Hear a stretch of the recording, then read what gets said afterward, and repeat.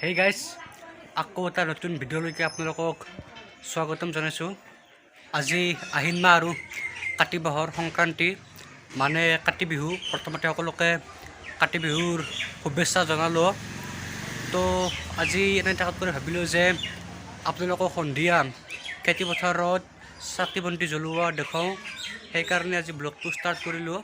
আৰু এতিয়া চাওক, এয়া দুপৰীয়া হৈ আছে আৰু এতিয়া দুপৰীয়াটো খেতিপথাৰত চাকি বন্তি নজ্বলাই, সেয়েহে সন্ধিয়া আপোনালোকক দেখুৱাব লাগিব খেতিপথাৰত চাকি জ্বলোৱা। তো এতিয়া এনে থকাতকৈ আমাৰ গাঁৱতে এখন ফুটবল খেলা চলি আছে, ভাবিলোঁ অলপ ফুটবল খেলাখন চাই আহোঁ আৰু আপোনালোকক দেখুৱাই আহোঁ। বলক এটা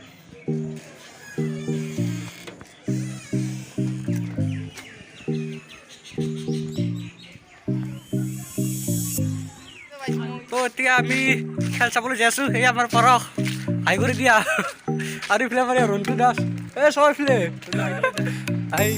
এতিয়া আমি যাই আছোঁ খেলা চাবলৈ, বলক নাকি। এয়া চাওক, এয়া আমাৰ শলমৰা গাঁৱৰ ৰাজহুৱা শিৱ মন্দিৰ। ইয়াতে বহু ডাঙৰকৈ শিৱ পূজা হয় আৰু মন্দিৰটোৰ প্ৰাকৃতিক সৌন্দৰ্য সঁচাকৈ বৰ ধুনীয়া।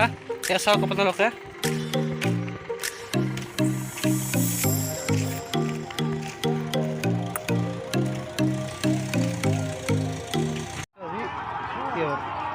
কাতি বিহু উপলক্ষে আমি প্লেয়াৰ কথা দেখাব লাগিছিল অলপ।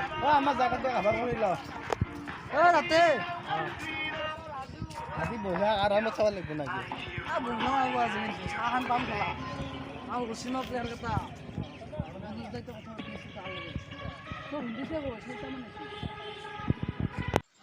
তো এতিয়া এয়া চাওক আপোনালোকে, খেলা আৰম্ভ হৈছে আৰু আমি এতিয়া ইয়াতে খেলা চাই আছোঁ।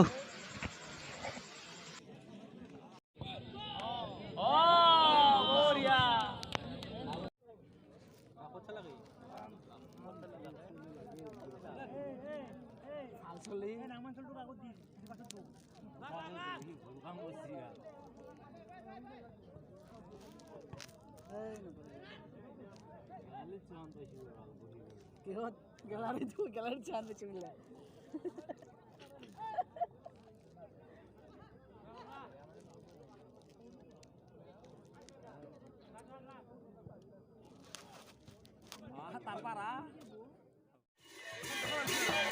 এতিয়া খেলা শেষ হ'ল আৰু আমাৰ শলমৰাৰ টীমটোই বিজু হোৱাৰ কাৰণে এইদৰে ঢোল তাল বজাই আছে। একদম আনন্দমুখৰ পৰিৱেশ, চাওক আপোনালোকে একদম।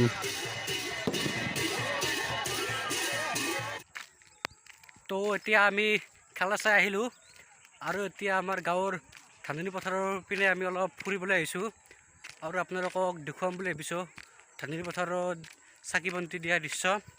চাওঁ কেপচাৰ কৰিব পাৰে নোৱাৰোঁ, যদি পাৰোঁ আপোনালোকক দেখুৱাম ভালদৰে। আৰু এন্ধাৰো হৈছে, পিকচাৰ ভাল নহ'ব পাৰে, চাওঁ কি হয় এতিয়া, বলক।